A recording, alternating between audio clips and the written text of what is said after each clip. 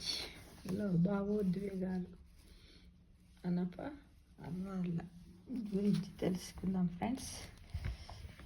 ఏంటంటే వాడు రాయిలాంటాడు అనే మాటల్ని చాలాసార్లు వింటాం. ఎందుకంటే మనకు దయ, ప్రేమ, జాలి లేని వాళ్ళందరినీ ఏమంటాం, వాడు రాయిలాంటాడు రా అని అంటారు. అయితే రాయిలాంటాడు అనే మాటల్ని చినేసాకికానికి వెళ్ళొచ్చిన వాళ్ళు వాడరట, అనరట ఏ మనుషులను కూడా.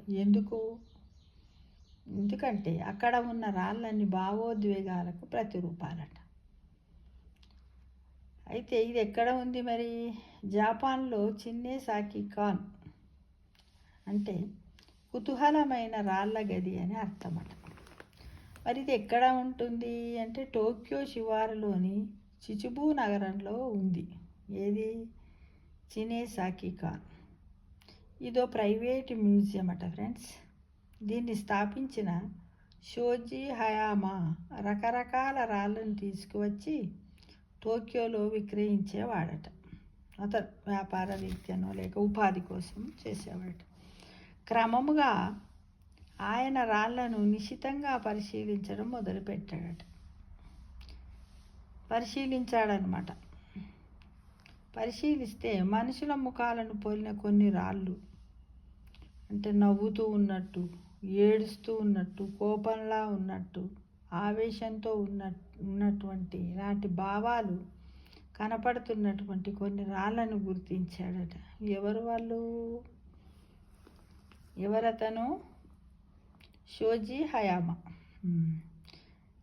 ఇతను 50 ఏళ్ళు అనేక ప్రాంతాలు తిరిగి ముఖ కవళికలున్న 1700 రాళ్ళను సేకరించి ఒకచోట మ్యూజియంలో పెట్టాడట. అయితే ప్రస్తుతం ఆయన కూతురు ఈ మ్యూజియాన్ని నిర్వహిస్తుంది. వాటిలో కొన్ని రాళ్ళు ఎల్విస్ ప్రెస్లీ, గోర్బచేవ్ లాంటి సెలబ్రిటీల ముఖాలను పోలి ఉండడం కూడా విశేషమట. అయితే వాళ్ళు సేకరించినటువంటి మ్యూజియం లోపల రాళ్ళ కింద ఆయా పేర్లు కూడా రాశారట. అంటే అలాంటి ముఖ కవళికలు ఏవైతున్నాయో వాళ్ళ పేర్లను కూడా రాసి ఆ మ్యూజియంలో టేబుల్ల పైన పెట్టారు. మ్యూజియం అంటే తెలుసు, ఒక పెద్ద రూమ్లా ఉంటుంది. దాంట్లో అన్నిటిని అమర్చుతారు. అంటే ప్రదర్శనశాల అన్నమాట. మ్యూజియం అంటే వస్తు ప్రదర్శనశాలను మ్యూజియం అంటాం. అయితే టోక్యో వెళ్ళినటువంటి కళాభిమానులు, అంటే మనం పోతాం కదా విజిటింగ్కి, విహారయాత్రలకి పోతాం కదా, పోయిన వాళ్ళు టికెట్ తీసుకొనట ఈ వింతగా ఉన్నటువంటి మ్యూజియాన్ని సందర్శిస్తుంటున్నారట.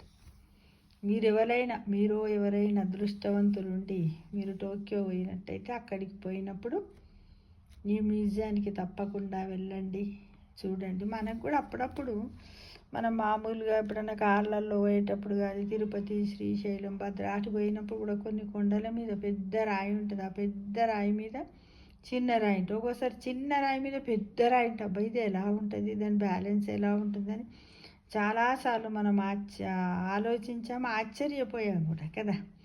అలా వింతైనటువంటి రాళ్ళు ఈ ప్రకృతిలో భగవంతుడు ప్రసాదించినటువంటి శిలల రూపాలు. వాటిని మనం చూసి ఎంతో ఆనందించాలి ఫ్రెండ్స్. చూడండి, భావోద్వేగాల ఆనవాళ్ళు, అనవార ఇలా.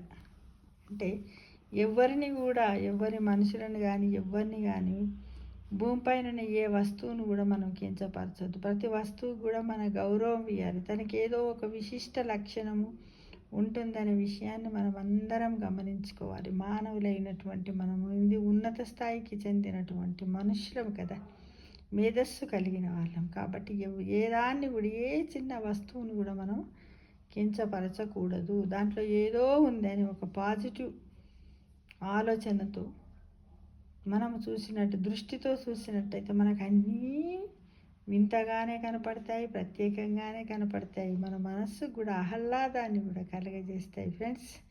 తప్పకుండా మీరు టోక్యో పోతే మాత్రం చూడండి ఫ్రెండ్స్.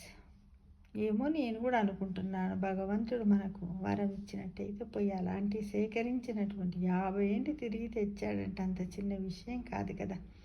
కాబట్టి అతనికి కృతజ్ఞతలు తెలుపుదాం. పోయినప్పుడు తప్పకుండా సందర్శిద్దాం.